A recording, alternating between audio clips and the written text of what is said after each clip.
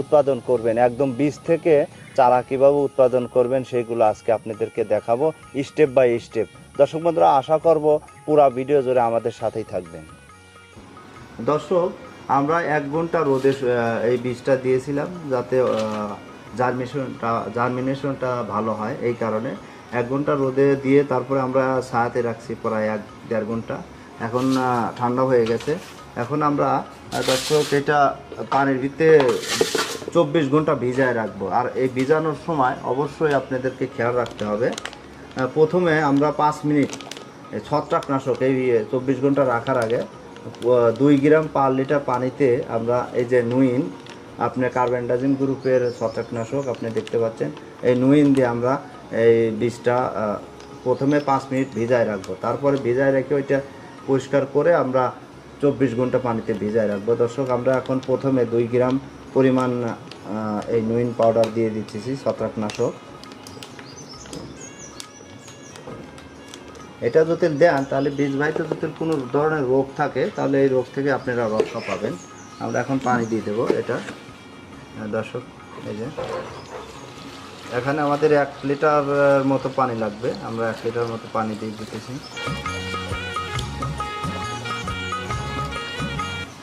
এটা পানি দিয়ে দিলাম।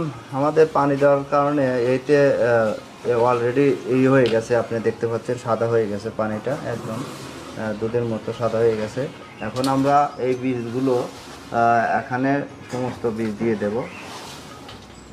সবগুলো বীজ দিয়ে ভিজিয়ে ফেলবো। 5 মিনিট এটা ভিজাবো এই ছত্রাকনাশক দিয়ে, তারপরে সাদা পানিতে আবার ধুয়ে দেবো।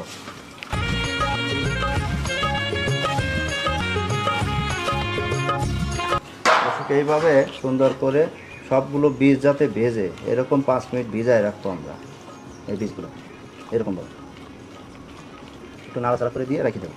এখন আমরা 5 মিনিট পরে এটা পরিষ্কার পানিতে ধুয়ে দেবো। এটা পরিষ্কার করে ধুয়ে ফেলবো। ধুয়ে এই পানিটা ফেলে দিয়ে নতুন করে পানি দিয়ে দেবো। দর্শক, আমরা সাদা পানি দিয়ে 24 ঘন্টা ভিজায় রাখবো। দর্শক, একদম আমরা ফ্রেশ পানি, ট্যাপের পানি দিয়ে দেবো একদম ভরে, যতটুকু প্রয়োজন ততটুকু আর কি পানি দেবো। আমরা এখন পানি দিয়ে ভিজিয়ে রাখবো। 24 ঘন্টা আমরা এটা ভিজিয়ে রাখবো। আমাদের পানি দেওয়া হয়ে গেছে। আমরা এখন এই ঢাকনিটা দিয়ে ঢেকে রেখে দেবো।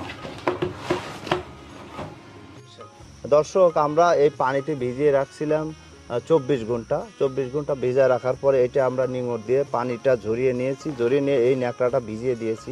ভিজিয়ে দিয়ে এইভাবে আমরা এই বীজটা এই প্রথমে ছোট একটা গাবলার ভিতর এইভাবে রেখে দেব। রেখে দিয়ে মুখটা আটকিয়ে দেব। এরপরে আমরা বড় একটা এর মধ্যে পাত্রের মধ্যে এভাবে রাখবো। এইভাবে রেখে আটকিয়ে দেবো, মুখটা আটকিয়ে দেবো যাতে ভিতরে গরম হয় আর কি। যা গরম হলে খুব দ্রুত অঙ্কুরোদ্গম হবে, মুখ ফেটে যাবে। দর্শক, এইভাবে আমরা 72 ঘন্টা রেখে দেবো এখানে। দর্শক, আমরা এখন ওপেন করতেছি। এর ভিতরে আর একটা ছোটো পাত্র আছে, দেখতে পাচ্ছেন, এটার ভিতরে রাখছি আর কি। আমরা ন্যাকড়ার ভিতরে ভিজা ন্যাকড়ার ভিতরকে রাখছিলাম, আপনি দেখছিলেন যে। এখন আমরা এটা একটু ওপেন করে দেখাই আপনাদেরকে। দর্শক, আপনারা তো দেখতে পাচ্ছেন, এই যে দেখেন আমাদের সেই কাঙ্ক্ষিত হাইব্রিড উন্নত মানের 7 স্টার নজিনার বীজ। এটা কিন্তু অনেক অঙ্কুরোদ্গম কিছুটা হয়ে গেছে। আপনারা দেখতে পাচ্ছেন এখানে যে অঙ্কুরোদ্গম কিন্তু হয়ে গেছে, এরকম বেশ কিছু অঙ্কুরোদ্গম এরকম হয়ে গেছে। এখন আমরা কোকোপিটের সাহায্যে আমরা সেলে বসিয়ে দেব। দর্শক, আমাদের সাথেই দেখতে থাকুন। দর্শক, আমরা এখন ভার্মি কম্পোস্ট, এটা দেখতে পাচ্ছেন, এটা হলো কেঁচো কম্পোস্ট বা ভার্মি কম্পোস্ট, যেটা প্রচুর পরিমাণে এনজাইম হরমোন থাকে। আর এটা হলো আমাদের কোকোপিট, শোধন করা কোকোপিট, দেখতে পাচ্ছেন এই বস্তায়। আমরা এই দুইটা এখন মিক্সড করে তারপরে আমরা তৈরি করে আমরা ট্রেতে বসাই।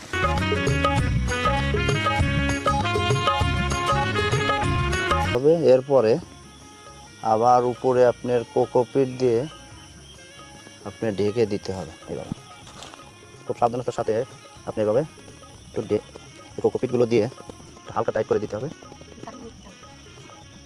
হালকা একটা কাটি দিয়ে টান দিলে পরিষ্কার হয়ে যাবে। বর্ষা সম্পূর্ণ ক্লিয়ার করে বসালাম। এখন আমরা এখানে ছত্রাকনাশক এবং আমরা একটা হরমোন প্রয়োগ করব, যাতে গাছের গ্রোথটা বৃদ্ধি পায় এবং প্রত্যেকটা স্ত্রী গাছে পরিণত হয়। এই কারণে আমরা এখন কিছু মানে প্রতি লিটার পানিতে 2 গ্রাম ম্যান সার দেবো আর কি, কার্বেন্ডাজিম প্লাস ম্যানকোজেব গ্রুপের দিয়ে এটা গুলাবো।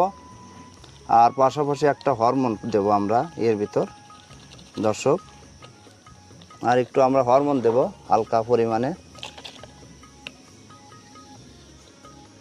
আমরা লিটারে বেশি না, 1 থেকে 2 ফোঁটা লাগে।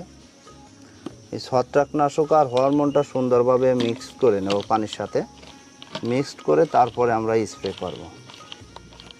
দর্শক এরপরে আমরা এটা সুন্দরভাবে ভিজিয়ে দেব, স্প্রে করে ভিজিয়ে দেব এইভাবে। এবার পুরো জায়গা আমরা সুন্দরভাবে স্প্রে করে ভিজিয়ে দেব।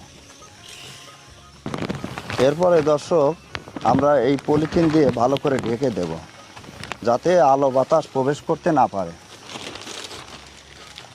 এই মাথাগুলো মোড়া ভিতরে দিয়ে দিতে হবে।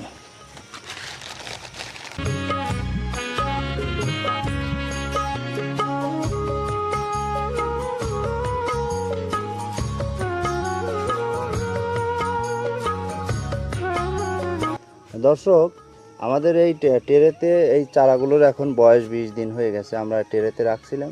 এই টেরে থেকে আমরা এখন ট্রান্সফার কিভাবে করতেছি এটা আপনাদেরকে এখন আমরা দেখাচ্ছি। দর্শক দেখতে পাচ্ছেন যে এটা আমরা কোকোপিটের সাহায্যে আমরা চারাগুলো কিন্তু তৈরি করছি। দর্শক দেখতে পাচ্ছেন কি সুন্দর চারার কিন্তু শিকড় চলে আসছে, খুব সুন্দর কিন্তু শিকড় আসছে, দেখছেন। এটা আমরা এখন টেরে থেকে আমরা কাপে দিয়ে প্রতিস্থাপন করছি, ট্রান্সফার করতেছি এখন কাপে। দর্শক এইভাবে আমরা এর 10 থেকে 15 দিন হয়ে গেলেই, কাপে 10 থেকে 15 দিন হয়ে গেলে এই চারাগুলো আপনার রোপণের উপযুক্ত হয়ে যাবে।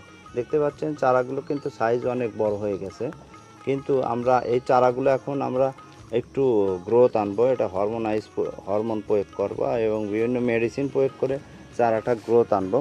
বসিয়ে রাখছি, দেখেন চারা কি সুন্দর হয়ে গেছে। এই চারাগুলো আপনারা দেখতে পাচ্ছেন, এটা অনেক সুন্দর চারা হয়ে গেছে।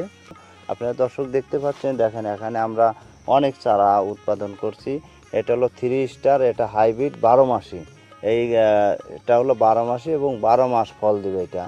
দর্শক এটা আমরা ইন্ডিয়া থেকে এই বীজটা নিয়ে আসছি, বীজটা নিয়ে এসে আমরা চারা উৎপাদন করতেছি। দর্শক আসলে আমাদের বাংলাদেশে এই জাতের বীজ পাওয়া যায় না, এই নজিনার, বা আমরা দেশে সজিনা বলে থাকি, কিন্তু এটা ইন্ডিয়ান হায়দ্রাবাদ থেকে এই যে বীজটা নিয়ে আসা, এটা অনেক উন্নত মানের হাইব্রিড, যা আমাদের বাংলাদেশে পাওয়া যায় না। অ্যাভেলেবেল এই বীজটাও সংকট, নতুন ভ্যারাইটি হওয়ার কারণে এবছর প্রচুর চাহিদা এই